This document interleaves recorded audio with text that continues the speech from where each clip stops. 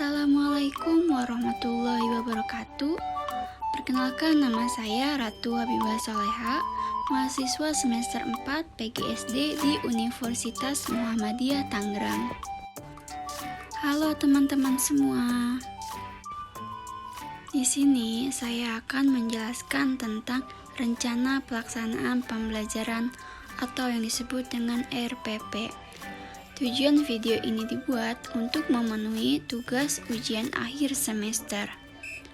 Nah, sebelum melakukan kegiatan pembelajaran, diperlukannya RPP untuk membantu guru mengajar sesuai standar kompetensi dan kompetensi dasar.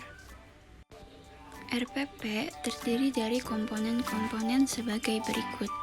Yang pertama, identitas pembelajaran, kedua tema, ketiga standar kompetensi, keempat kompetensi dasar, kelima indikator, keenam tujuan pembelajaran, ketujuh materi pembelajaran, kedelapan metode, kesembilan kegiatan pembelajaran, kesepuluh media atau sumber pembelajaran, dan yang terakhir penilaian hasil belajar. Berikut contoh RPP yang saya buat.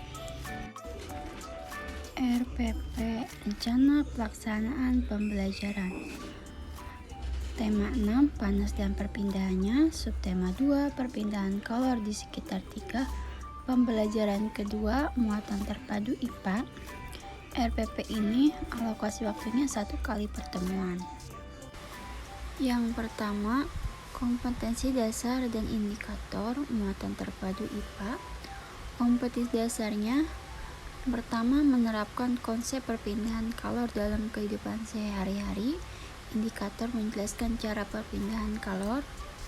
Kedua, melaporkan hasil pengamatan tentang perpindahan kalor. Indikatornya menyelidiki tentang perpindahan panas secara konveksi. Selanjutnya, B. Tujuan pembelajaran. Di sini terdapat 3 tujuan pembelajaran. Yang pertama, dengan mengidentifikasi hal-hal penting dari bacaan, siswa mampu menyajikan hasil kesimpulan isi teks penjelasan pada media cetak secara tulisan dengan tepat.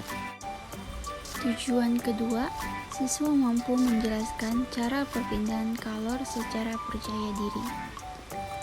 3. Dengan melakukan percobaan, siswa mampu menyelidiki tentang perpindahan panas secara konveksi dengan benar. Karakter siswa yang diharapkan di pembelajaran kali ini yaitu religius, nasionalis, percaya diri, mandiri, serta gotong royong. Yang C. Materi pembelajaran. Yang pertama, siswa dapat menjelaskan perpindahan kalor dalam kehidupan sehari-hari. Yang kedua, melakukan percobaan untuk menyelidiki tentang perpindahan panas secara konveksi. Selanjutnya D. Pendekatan dan metode pembelajaran. Pendekatannya menggunakan saintifik, metodenya diskusi, tanya jawab, penugasan, serta ceramah. Selanjutnya kegiatan pembelajaran. Kegiatan ini didahului dengan pendahuluan. Pertama-tama, guru melakukan pembukaan dengan salam dan dilanjutkan dengan membaca doa dipandu melalui Zoom. Selanjutnya, guru mengecek kesiapan diri dengan mengisi lembar kehadiran dan memeriksa kerapian pakaian, posisi, dan tempat duduk disesuaikan dengan kegiatan pembelajaran. Lalu, menginformasikan tema yang akan dipelajari, yaitu tentang perpindahan kalor di sekitar kita. Selanjutnya, guru menyampaikan tahapan kegiatan yang meliputi kegiatan mengamati, menanya, dan mengeksplorasi, mengkomunikasi, dan menyimpulkan. Inti dari pembelajaran. Guru mengirimkan link YouTube melalui WhatsApp group untuk menyimak penjelasan guru tentang perpindahan panas secara konveksi. Selanjutnya, siswa mencermati dan membaca teks informasi tentang perpindahan kalor secara konveksi.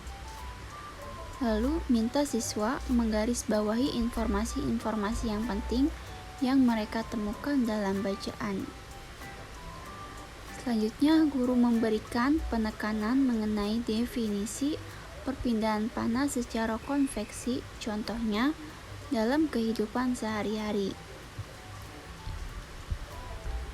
Langkah selanjutnya, guru memberi tugas kepada siswa untuk melakukan kegiatan percobaan menyelidiki tentang perpindahan panas secara konveksi. Guru meminta siswa menjawab pertanyaan-pertanyaan yang disajikan di buku siswa terkait dengan kegiatan percobaan yang dilakukan secara mandiri dan pengumpulan tugas melalui WhatsApp group. Yang terakhir, kegiatan penutup. Guru membuat kesimpulan materi yang telah dipelajari. Selanjutnya, bertanya jawab tentang materi yang telah dipelajari untuk mengetahui hasil ketercapaian siswa pada materi yang telah dipelajari tersebut. Selanjutnya, guru memberi kesempatan kepada siswa untuk menyampaikan pendapatnya tentang materi yang telah dipelajari. Pembelajaran ditutup dengan doa bersama.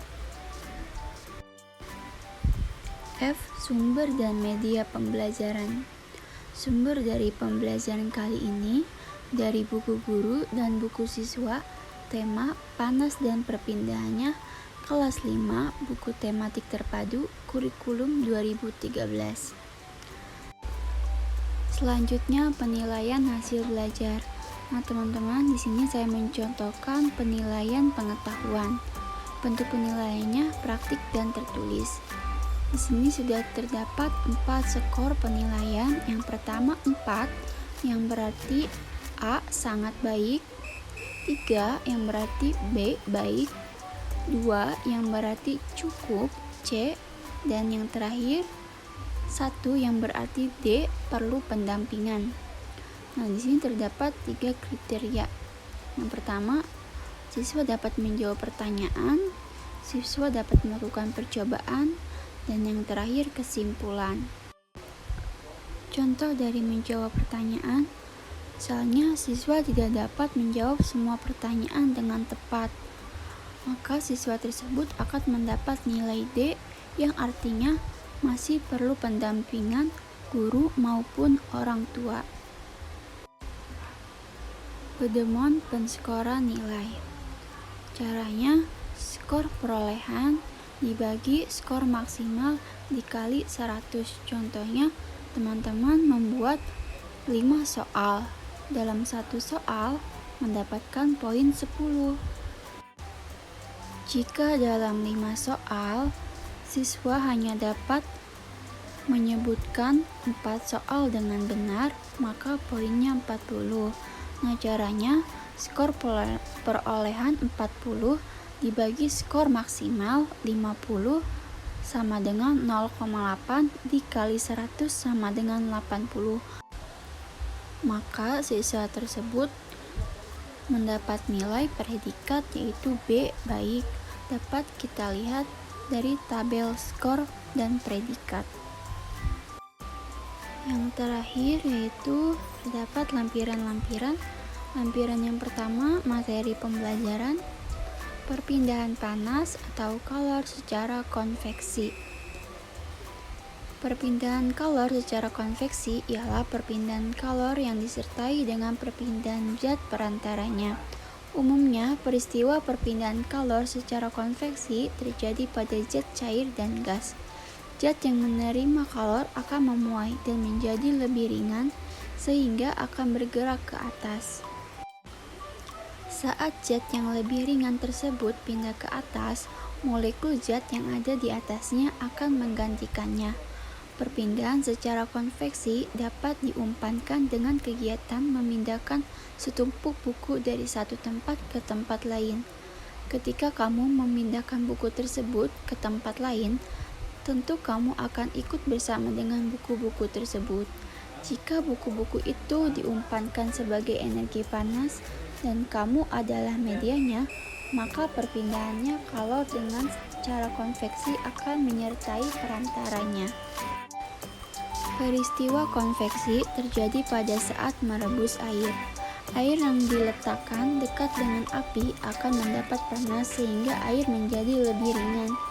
Air akan bergerak ke atas dan digantikan oleh air yang ada di atasnya. Demikian seterusnya. Perpindahan kalor secara konveksi juga mengakibatkan terjadinya angin darat dan angin laut. Angin darat terjadi karena udara di darat pada malam hari lebih cepat dingin daripada udara di laut, sehingga udara yang berada di atas laut akan naik dan udara dari darat akan menggantikan posisi udara yang naik tadi. Nah, angin laut terjadi karena pada siang hari daratan lebih cepat panas dibandingkan di laut, sehingga udara di darat akan naik dan udara dari laut akan mengalir ke darat menggantikan tempat udara yang naik tadi. Keadaan ini digunakan para nelayan untuk pergi melaut pada malam hari dan kembali ke darat pada pagi hari atau siang hari. Sedangkan contoh peristiwa konveksi yang lainnya adalah penggunaan cerobong asap pada pabrik. Apakah di rumahmu dipasang jendela ventilasi? Karena pemanfaatan ventilasi sebagai sirkulasi udara di dalam rumah juga memanfaatkan perpindahan panas secara konveksi. Di sini terdapat dua gambar siang dan malam. Perbedaannya dapat kita lihat ya. Selanjutnya di sini ada cara menyelidiki perpindahan panas secara konveksi. Kita harus menyiapkan alat dan bahan yang perlu dipersiapkan, yaitu segelas air panas, es batu, air matang suhu ruang atau untuk membuat es batu, satu buah kantong plastik ukuran kecil, satu buah karet gelang, dan pewarna makanan. Nah, teman-teman, percobaan ini memerlukan beberapa es batu berwarna. Oleh karena itu, buatlah es batu berwarna terlebih dahulu. Kamu dapat membuatnya sehari sebelum kegiatan percobaan ini.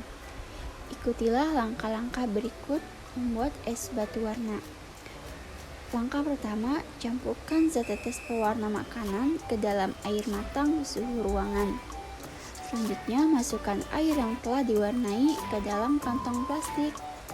Ikat kantong plastik tersebut dengan karet gelang. Lalu, masukkan kantong plastik berisi air ke dalam lemari es sampai membeku. Es batu berwarna ini dapat diganti dengan es lilin warna-warni yang mungkin mudah didapatkan loh. Langkah kegiatan percobaannya. Pertama, teman-teman siapkan satu buah gelas ukuran sedang, isi dengan air panas. Usahakan gelas cukup besar sehingga dapat memuat es batu yang telah dibuat sebelumnya. Langkah kedua, masukkan es batu berwarna ke dalam gelas air panas. Langkah ketiga, amati es batu yang ada di dalam gelas berisi air panas tersebut. Nah, terakhir, catat apa yang terjadi dengan es batu berwarna tersebut. Demikianlah materi perpindahan panas atau kalor secara konveksi. Selanjutnya, lampiran kedua, soal dan jawaban. Di sini saya sudah menyediakan 5 soal beserta jawabannya.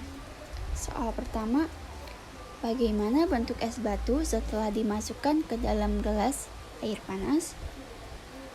Soal kedua, es batu mencair karena mendapat panas. Berasal dari manakah panas tersebut? Soal ketiga, apakah zat perantara pada percobaan ini? Soal keempat, temukanlah peristiwa apa perpindahan panas pada percobaan ini. Dan soal yang terakhir, sebutkan 3 macam perpindahan panas secara konveksi yang terjadi di sekitar kita. Di sini kita dapat memakai alat peraga. Yang pertama panci, yang kedua air, dan yang ketiga api dan kompor untuk merebusnya. Sekian pembahasan RPP dari saya. Kurang dan lebihnya saya mohon maaf. Wassalamualaikum warahmatullahi wabarakatuh.